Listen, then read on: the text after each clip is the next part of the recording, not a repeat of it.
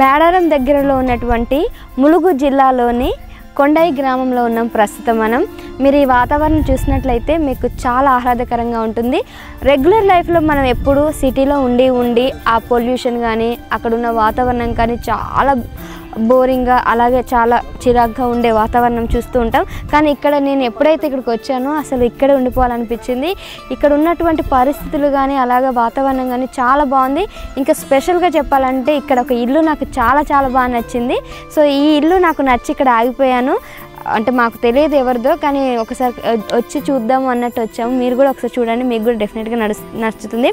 ఇలాంటి ఇల్లులు మనం పూర్వం మన అమ్మమ్మల దగ్గర తాతమ్మల దగ్గర వీళ్ళ దగ్గర చూస్తుంటాం, ఊళ్ళల్లో ఉండడం చూసాము. ఇప్పుడు జనరేషన్ మారుతున్న కొద్దీ ఇలాంటి ఇల్లులు కూడా కరువు అయిపోయాయి. అండ్ ఇలాంటి అట్మాస్ఫియర్ కూడా చాలా కరువు అయిపోయింది. మీరు ఒకసారి ఇంటిని కనుక చూస్తే డెఫినెట్గా మీకు పాత రోజులన్నీ గుర్తుకొస్తాయి.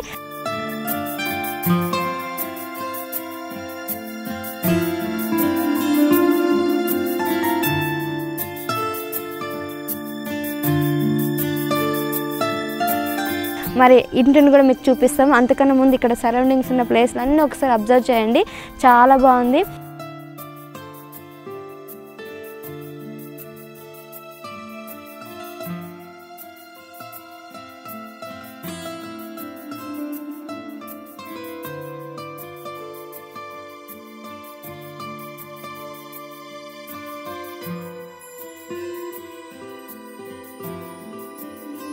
పెంకుటిల్లు గురించి చెప్పక్కర్లేదు, ఏ కాలంలోనైనా చాలా బాగా ఉంటుంది. వర్షాకాలంలో కానీ చలికాలంలో కానీ అలాగే ఎండాకాలంలో కానీ మంచి ఇల్లు అని చెప్పుకోవాలి. రేకుల ఇల్లు అయితే కనుక మనకి కొద్దిగా ప్రాబ్లం అవుతుంది సమ్మర్లో, కానీ ఇది మాత్రం చాలా చల్లగా ఉంటుంది. ఇంటిని కూడా వాళ్ళు ఎలా చేశారంటే పేడతో అలకడం వల్ల ఇల్లు కూడా చాలా శుభ్రంగా ఉంటుంది. మీకు తెలిసే ఉంటుంది పేడతో ఎందుకు అల్లుతారు, ఎటువంటి క్రిములు ఎటువంటి చీడపురుగులు ఇంట్లో చేరకూడదని ఇలా చేస్తూ ఉంటారు. ముగ్గులు కూడా ఎంత ముద్దుగా పెట్టారో ఒకసారి చూడండి. అండ్ మీకు ఇంకొక విషయం చెప్పాలంటే ఈ ఇల్లు మొత్తం మట్టితోనే చేశారు. ఇలాంటి ఇల్లులు నిజానికి చాలా అరుదని చెప్పుకోవాలి. ఎటువంటి మూల ప్రాంతాలు మారుమూల గ్రామాలకు వెళ్తే తప్ప ఇలాంటి ఇల్లులు మనకు దొరకవు. రండి, ఇక్కడ వీళ్ళ జీవన స్థితి ఎలా ఉందో ఒకసారి చూద్దాం. ఈ పొయ్యి చూసారండి, ఎప్పుడైనా చిన్నప్పుడు చూసిన పొయ్యి అండి. ఇప్పుడు మన కిచెన్లలో ఎలాంటి పొయ్యిలు ఉన్నాయి, అంత మోడర్న్గా ఉండే పొయ్యిలు చూస్తూ ఉంటారు మీరు. కానీ ఇప్పుడు దానికి భిన్నంగా పూర్తిగా భిన్నంగా ఉంటుంది కట్టెల పొయ్యి.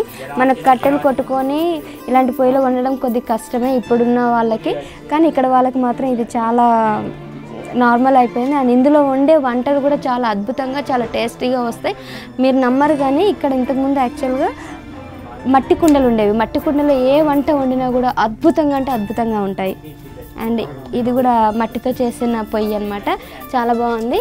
ఇది తెలుసా అండి, పాతకాలపు మిక్సీ. మనకి ఇప్పుడు మిక్సీలు గ్రైండర్లు వచ్చాయి కదా, సో అప్పట్లో అవి ఏమీ లేకపోతుండే. దీంట్లోనే మినుములు పెసర్లు వేస్తే అవి యాక్చువల్గా మనకి రౌండ్ మినుములు ఉంటాయి కదా, 2 పీసెస్ కింద రావాలంటే దీంట్లో వేయాలి. దీంట్లో వేస్తే ఇలా విసిరామనుకోండి 2 పీసెస్గా బయటకు వచ్చేస్తాయి. మినుములు కానీ పెసర్లు కానీ ఇలా వేసి విసుక్కుంటారు. దీన్ని విసిరాయి అని అంటారు. ఇప్పుడు ఎవరింట్లో లేవు, కొనడం కూడా కష్టమే, అలా చేయడం కూడా కష్టమే. రోలు రోకలి మిక్సీలో మనం మిక్సీ పట్టకుండా ఇవి వాడతారు. ఇది మాత్రం చాలామందికి తెలిసే ఉంటుంది, ఎందుకంటే ఇప్పుడు కూడా కొంతమంది మన పెద్దవాళ్ళ అమ్మమ్మలు వాళ్ళు వాడుతూ ఉంటారు. మన సిటీలో కూడా ఉంటుంది. ఇది కొత్తగా చెప్పాల్సిన అవసరం లేదు. ఇంట్లో మిక్సీలో వేసిన చట్నీ కన్నా దీంట్లో వేసే చట్నీలు ఏమైనా చేసుకుంటే మాత్రం మస్తు ఉంటుందండి, చాలా బాగుంటాయి. నాకైతే ఇందులో వేసిన చట్నీలు ఏవి చేస్తే చాలా బాగా నచ్చుతాయి. అండ్ ఇది చూసారా, దీన్ని దిబ్బ అంటారు. అంటే మా ఊర్లో దిబ్బ అంటాం, మరి ఇక్కడ ఏమంటారో తెలియదు. మీరు ఏమంటారండి? వడ్ల గుమ్మి. తెలంగాణలో వడ్ల గుమ్మి అంటారు, ఆంధ్రాలో దిబ్బ కానీ ఇంకా వేరే ఇతర పేర్లు ఉన్నాయి, నాకు అంతగా ఐడియా లేదు. దీంట్లో వడ్లు వేసి అలాగే స్టోర్ చేస్తారు. ఎన్ని రోజులు అంటే అన్ని రోజులు ఉంటుంది. చాలా రోజులు స్టోర్ చేసిన తర్వాత దాన్ని తీసుకొచ్చి అమ్ముతారు అనమాట. అండ్ ఇది చేట, ఎన్న చేట అండి, మలయాళం చేట కాదు, మన తెలుగు చేట. దీంట్లో మనం వడ్లు కానీ గోధుమలు కానీ ఏవైనా ఇలా విసురుకుంటారు. ఇది కూడా అందరికి తెలిసే ఉంటుంది, కొత్తగా చెప్పక్కర్లేదు. ఇది ఉట్టి అండి. యాక్చువల్గా ఉట్టి కూడా 2-3 రకాలుగా ఉంటాయి. పైన కిచెన్లో ఒక ఉట్టి ఉంటుంది, ఇది బయట స్టోర్ రూమ్లో చేసుకునే ఉట్టి. ఇక్కడ కింద పిల్లలు ఆడుకోవడానికి ఎవరైనా ఇబ్బంది చేస్తారనేసి కోళ్ళు గుడ్లు పెట్టుకోవడానికి వీళ్ళు యూజ్ చేస్తారంట. కోడి గుడ్లు పెట్టుకోవడానికి ఇది యూజ్ చేస్తున్నారు. ఇది కింద ఏమైనా ఉంటే పాడైతే అని చెప్పేసి ఇలా పైన పెట్టుకున్నారు. ఇంకా మీకు కొత్త కొత్త చూపిస్తాను రండి. కోళ్ళ గంప, దీంట్లో కోళ్ళు ఉన్నాయో లేదో నాకు తెలియదు, బట్ నేను తీయట్లేదు. కోళ్ళ గంప ఇది కూడా మీకు ఆల్రెడీ తెలిసే ఉంటుంది. రండి. అంటే ఇలాంటి ఇల్లు మీరు చూసి చాలా రోజులు అయిపోయి ఉంటుంది కదండి. ఇవి దూలాలు అంటారు. పెద్ద దూలమే ఉంటుంది మెయిన్గా. ఈ చిన్న చిన్న వాటిని ఏమంటారండి? వాసాలు అంటారు. వీటిని వాసాలు అంటారు. మెయిన్గా ఏదైతే ఉంటుందో దీన్ని దూలం అంటారు. అది దూలం, ఇది వాసాలు. అండ్ ఇది మొత్తం మట్టితోనే చేశారా? పొరక. పొరక అంటే గడ్డి పొరక. పరక. ఓకే, మట్టి ఇంకా పరక రెండితో చేస్తారు. చాలా స్ట్రాంగ్ ఉంటుందండి. ఇప్పుడున్న సిమెంట్ కన్నా ఇది చాలా స్ట్రాంగ్ అని చెప్పాలి. ఇది కట్టి ఎన్ని ఇయర్స్ అయిందండి? వావ్, 20 ఇయర్స్ అంట. 20 సంవత్సరాల నుంచి ఇది ఇంత స్ట్రాంగ్ ఉందంటే అప్పట్లో ఉన్న కన్స్ట్రక్షన్ ఎంత స్ట్రాంగ్గా అర్థం చేసుకోండి. అండ్ తలుపులు కూడా చెక్కవి, చాలా స్ట్రాంగ్ ఉన్నాయి.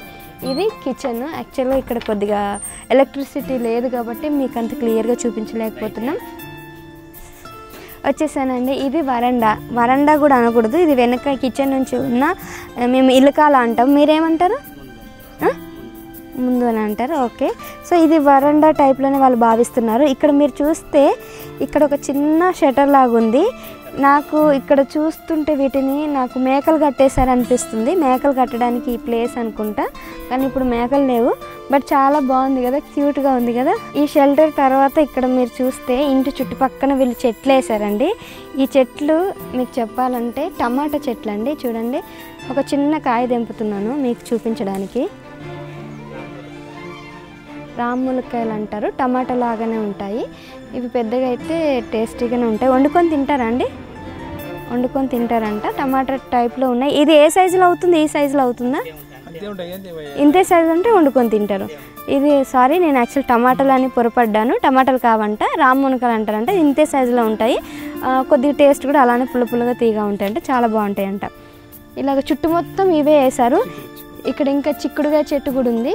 చిక్కుడుకాయలు చుట్టుపక్కల చెట్లు అన్నీ వేశారు. దాంతోనే వాళ్ళ వంటలు చేసుకొని తింటున్నారు. బయటగా ఏం కొనట్లే. ఇక్కడ తులసి చెట్టు కూడా ఉంది. ఇంటి ముందట మనకు తులసి చెట్టు పెట్టుకోవాలని చెప్పి వీళ్ళు తులసి చెట్టు వేశారు. వీరు జీవనోపాధి కోసం వరి పండిస్తారట. వరిని అమ్ముకొని, వడ్లుని అమ్ముకొని ఆ వచ్చిన డబ్బులతోనే ఇల్లు గడిపేస్తుంటారు. ఇంకా వీళ్ళ కూరగాయలు అవన్నీ కూడా ఇక్కడ నుంచి వస్తాయి కాబట్టి బయటికి ఎక్కడికి వెళ్ళాల్సిన అవసరం లేదు. ఇల్లు చూసారు కానీ చాలా బాగుంది. అయితే ఇంట్లో ఎలక్ట్రిసిటీ ఏంటి అనుకుంటున్నారు? ఇందాక మన కిచెన్లోకి వెళ్ళడానికి లైట్ లేదు, సో పవర్ లేదు. బేసిక్గా వీళ్ళకి మంత్లీ పవర్ బిల్ రాదంట. సంవత్సరానికి ఒకసారి పవర్ బిల్ వస్తుంది. అది కూడా సంవత్సరానికి 300 రూపాయలు మాత్రమే వస్తుంది. సో ఎలక్ట్రిసిటీ గురించి వీళ్ళు అంతగా ఎక్కువ బాధపడట్లేదు. ఎందుకంటే వీళ్ళు ఎక్కువ టీవీలకు అడిక్ట్ అవ్వలేదు, సినిమాలకు అడిక్ట్ అవ్వలేదు, ఫోన్లకి దానికి ఏం అడిక్ట్ అవ్వలేదు. వాళ్ళు పొలం పనులు చేసుకొని టైం అంతా అక్కడే గడుపుకొని ఇంటికి వచ్చి కొద్దిగా తిని పడుకునేసరికి టైం అయిపోతుంది కాబట్టి ఎక్కువ వాళ్ళకి ఏ టెన్షన్స్ లేదు. అందుకే పవర్ లేకపోయినా కూడా అంత ఇబ్బంది పడట్లేదు. మిగిలిన విషయాలు మాట్లాడుకుంటే అంత హ్యాపీగా ఉందని చెప్పారు. ఇంకా ఇక్కడ ఏ లోటు లేదని కూడా వాళ్ళు అన్నారు. నాకు కూడా ఇక్కడికి వచ్చిన తర్వాత అనిపించింది ఎంత సంతృప్తిగా, ఎంత హ్యాపీగా ఉంది, అసలు మనసు ఎంత ఆహ్లాదకరంగా ఉంది అన్న ఫీలింగ్ నాకే వస్తుంది. అఫ్కోర్స్ రెగ్యులర్గా ఉండడం వేరు, ఎప్పుడో ఒకసారి వచ్చి ఉండడం వేరు. మన సిటీలో అలవాటయ్యి ఉండి రావాలనుకున్న వాళ్ళు మా అంటే ఒక 10 రోజులు ఉంటారు, తర్వాత ఉండలేము అని అనుకుంటారు. బట్ అలా ఏమీ లేదు. ఇక్కడ ఎన్ని రోజులైనా ఉన్నా కూడా హ్యాపీగా ఉంటామని నా ఫీలింగ్. నేను ఇందాక నుంచి ఇల్లు అంతా చూపిస్తున్నాను. అసలు ఎవరి ఇల్లు ఏంటి కథ చెప్పలేదు కదా. ఈ ఇల్లు యాక్చువల్గా వీళ్ళదే. మీ పేరు? స్వాతి వాళ్ళ ఇల్లు. యాక్చువల్గా వీళ్ళ పేరెంట్స్ని ఇంతకుముందు కలిసి మాట్లాడి ఇక్కడికి పర్మిషన్ తీసుకున్నాము ఒకసారి చూపిద్దామని. స్వాతి, ఇక్కడ నువ్వు ఏం చదువుకుంటున్నావు? డిగ్రీ చదువుతున్నావా? డిగ్రీ చదవడానికి ఎక్కడికి వెళ్తున్నావు? కాలేజ్కి? హన్మకొండ. ఎన్ని కిలోమీటర్స్ ఉంటుంది ఇక్కడ నుంచి? 125. మరి ఎలా వెళ్తున్నావు? బస్లోనే. దగ్గరగానే ఉందా అంటే బస్ ఫెసిలిటీ అంతా? ఇది వరంగల్ జిల్లాలో, వరంగల్ దగ్గరలో ఉన్నటువంటి హన్మకొండకి తను చదువుకోవడానికి వెళ్తుంది. నేను ఇంతకుముందు చెప్పాను కదండి, ఇది ములుగు జిల్లాలోని కొండాయి గ్రామ పంచాయతీ ఊరు. ఇది దొడ్ల అంటారు దీన్ని. కాళికాదేవి సొంత ఇల్లు. ఇది మీది, అది మీ కొడుకుదా? మీకు ఇక్కడ అంతా బాగానే ఉందా? ఏం బాగా వ్యవసాయం చేతగాక మా పిల్లగానికి ఇంత చేతగా ఇంత నౌకరు చేసిండు ఇన్నాళ్ళు. ఈ రోజులు బాగుపడ్డాడు. కొన్ని కొన్నాళ్ళు చేసిండు. నౌకరు చేసినోడు ఎంత వ్యవసాయం చేసేత కానీ ఇంకా అందరికి పాలకి ఇచ్చి ఇంత అంతా ఇస్తే 3 పిల్లలు నాకు పెద్దగానే ఇలా అందరు కాలేజ్కి వెళ్తున్నారా? మీరు ఇక్కడ చూస్తున్నారండి, ఇక బాటిల్ కట్ చేసి ఇక్కడ దూలానికి కట్టి దాంట్లో సెల్ ఫోన్ పెట్టారు. ఎందుకు ఇలా పెట్టారంటే సిగ్నల్ లేక ఇలా పెట్టారంట. ఇంట్లో వెళ్తే సిగ్నల్ ఉండట్లేదు. మేము వచ్చినప్పటి నుంచి నా ఫోన్ అస్సలు పనిచేయట్లేదు. నేను ఫోన్కి చాలా ప్రాబ్లం అయింది. సో వీళ్ళకి కూడా ఇదే ప్రాబ్లం అవుతుందని చెప్పి ఇలా చేస్తున్నారు. ఇక్కడ కూడా వీళ్ళు ఇలానే పెట్టి ఫోన్ ఇలా పెట్టారు. సిగ్నల్స్ మరి వస్తూనే లేదు, ఇక్కడ పెడితే తెలుస్తుంది. కరెంటు కూడా కొద్దిగా తక్కువ వస్తుందంటే ఎక్కువ రావట్లేదు అని అంటున్నారు. ఇక్కడ కొన్ని సమస్యలు అయితే ఉన్నాయి. ఉండడానికైతే బాగుంది, చూడడానికి బాగుంది, కానీ కొద్దిగా పవర్ ప్రాబ్లం ఉంది, వాటర్ ప్రాబ్లం ఉంది, రోడ్ల ప్రాబ్లం ఉంది, ఇంకా మరుగుదొడ్ల ప్రాబ్లం కూడా ఉందని కూడా చెప్తున్నారు.